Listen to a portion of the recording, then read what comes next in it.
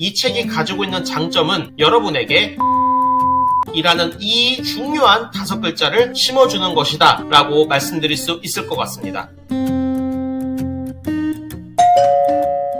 네, 안녕하세요. 고재쌤입니다. 오늘은 여러분들에게 학종 추천 도서 두 번째 책을 말씀드리려고 하는데요. 바로 이 책입니다. 노인과 바다고요. 해밍웨이가 쓴 유명한 고전 중에 하나죠. 이 책이 여러분들 생기부에 많이 적혀 있는 걸 봤는데요. 실제로 이 책을 왜 읽었냐라고 물어보면은 그에 상응하는 대답을 하지는 못했었어요. 그러다 보니까 사정관들이 이 좋은 책을 읽은 학생들을 평가할 때도 이런 부분을 평가를 아예 안 해버리고 넘어가는 부분이 있었다라는 거죠. 그래서 저는 이 책을 과연 어떤 키워드로 읽어야 여러분들의 활동과 연결지을 수 있을지, 그리고 이제 올해 2학년 되는 친구들인데요. 그 친구들은 자기 진로와 어떻게 연결하면 좋을지에 대해서 한번 자세하게 이야기해 보도록 하겠습니다. 네, 일단은 줄거리를 한번 쭉 보시고요.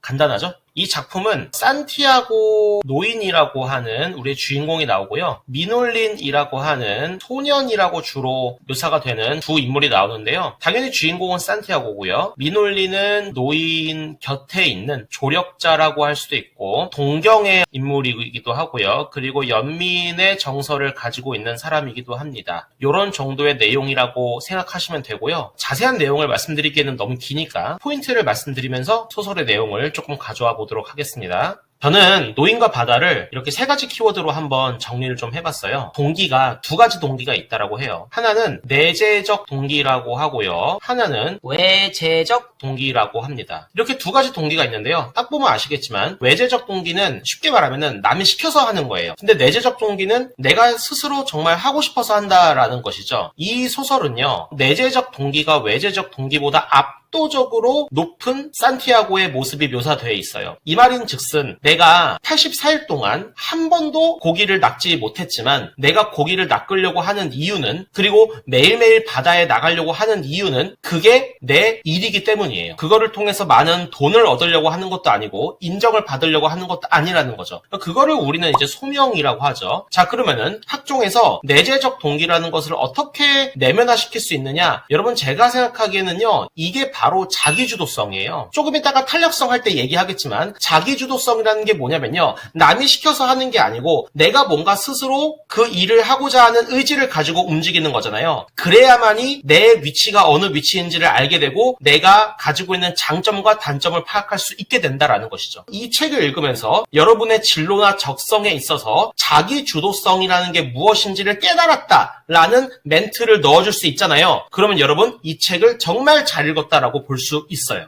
두 번째는 유대입니다. 이 유대라는 것을 제 기준으로 한번 정리를 해보면요. 의탁하거나 의존하는 게 아니에요. 이 유대는 고독에서부터 시작이 돼요. 노인이 혼자 배를 타고 나가잖아요. 그 오랜 시간 동안 바다에서 홀로 사투한단 말이죠. 누구에게 의탁하거나 의존하지 않는 거예요. 그렇게 살았을 때 노인이 이런 말을 해요. 아, 낚싯줄을 소년이 적셔줬으면 좋았을 텐데. 아, 이때 노를 소년이 잡아줬으면 좋았을 텐데, 이런 식의 멘트를 하거든요. 그것은 어디에서부터 생겨나는 거냐면요. 남에게 의탁하려고 하는 자세가 아닌 고독에서부터 생긴다라는 것이에요. 자, 그러면은 이 내용을 학종으로 갖고 오면은 되게 중요한 사실을 얻을 수 있는데요. 우리가 나눔, 배려, 그리고 협력이라고 하는 거 있잖아요. 이런 것들은 사실 고독, 혼자 하기 어려운 일에서부터 출발한다라는 것이죠. 그런 깨달음을 이 책을 통해서 얻을 수 있다라는 거예요. 그러면 거꾸로 이 책을 통해서 그런 깨달음을 얻잖아요. 그럼 여러분들이 바로 누군가에게 이런 진정한 나눔과 배려와 협력을 해줄 수 있다라는 것이죠. 단순하게 나를 필요로 하는 사람들을 위해서 움직이는 것이 아닌 그 오랜 시간의 고독 속에서 진정으로 갈망하는 사회에 대한 메시지, 그런 어떤 요구들을 여러분들이 들어줄 수 있다 라는 것이죠. 그리고 그러한 깨달음을 이 책이 보여주고 있다라는 것입니다. 네, 그래서 그런 것들을요, 제 생각에는 자소서 2번에 쓰면은 좀 괜찮아요. 아니면요, 자율활동에 써도 괜찮은데요, 요런 깨달음을 얻어서 이 깨달음을 실천하기 위해서 자율활동 시간에 이런 활동을 했다. 이제 이런 내용이 생기부에 적혀 있으면은 태도적인 측면, 인성적인 측면에서 높은 점수를 받을 수 있을 것 같고요. 자소서는 2번, 다른 사람을 위해서 노력하는 게 무엇이 있는가를 물어보잖아요. 그럴 때 이런 내용을 쓰면은 좋을 것 같다라는 생각이 듭니다. 세 번째는 탄력성이에요. 여러분, 이 작품은요, 참 슬픈 이야기예요. 왜냐면은 줄거리 아까 보셨지만 어마어마하게 큰 청새치를 잡았거든요. 근데 그게 오는 과정에서 상어들한테 다 뜯겨요. 그래서 뼈만 남은 청새치를 가지고 오거든요. 정말 슬픈 얘기죠. 자, 그러면 이런 생각을 해보는 거예요. 만약에 모든 것이 리셋되었을 때 우리는 어떻게 움직여야 하는가라는 거예요. 모든 것들이 다 뜯긴 노인은 과연 어떻게 움직이는가? 어떻게 하냐면요, 물론 소설이 거기서 마무리가 되지만 제 생각에는 다음 날에도 노인은 바다에 나가서 고기를 잡는다라는 거죠. 이게 아까 말씀드린 소명의식과 비슷한 거긴 하지만, 자기 주도성에 의한 것이긴 하지만 조금 더 구체화시켜서 이거를 학종 쪽으로 끌어오면요, 특히 이과나 공과대학 쪽에 가려고 하는 친구들 있잖아요. 그 친구들은 이런 거 생각해 볼 수 있겠죠. 변인 통제, 아니면은 실험이나 연구 과정을 조정한다든가, 아니면은 대처 방안을 마련한다든가, 임기응변을 갖추려고 한다든가. 실패했잖아요. 리셋된 거는 실패한 거니까, 아무것도 가지지 못했으니까. 근데 그럼에도 불구하고 포기하지 않고 내가 어떤 문제가 있어서 이런 일을 겪었을까를 스스로 돌이켜 본다라는 거죠. 이러한 내용들은 자기 주도성의 일환이라고 볼 수 있고요. 스스로를 통제하는 과정에서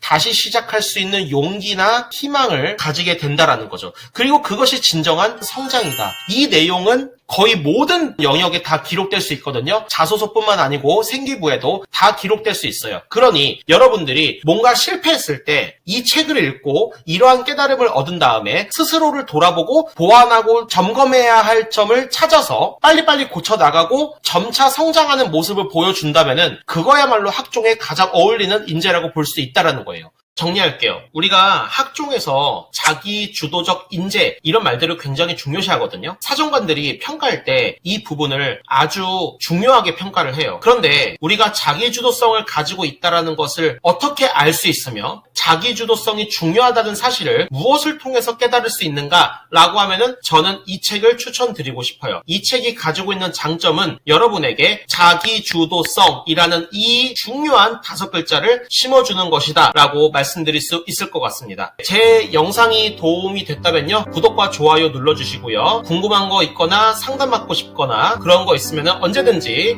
제 이메일이나 댓글이나 인스타에 보내주시면 감사하겠습니다. 여러분 감사합니다.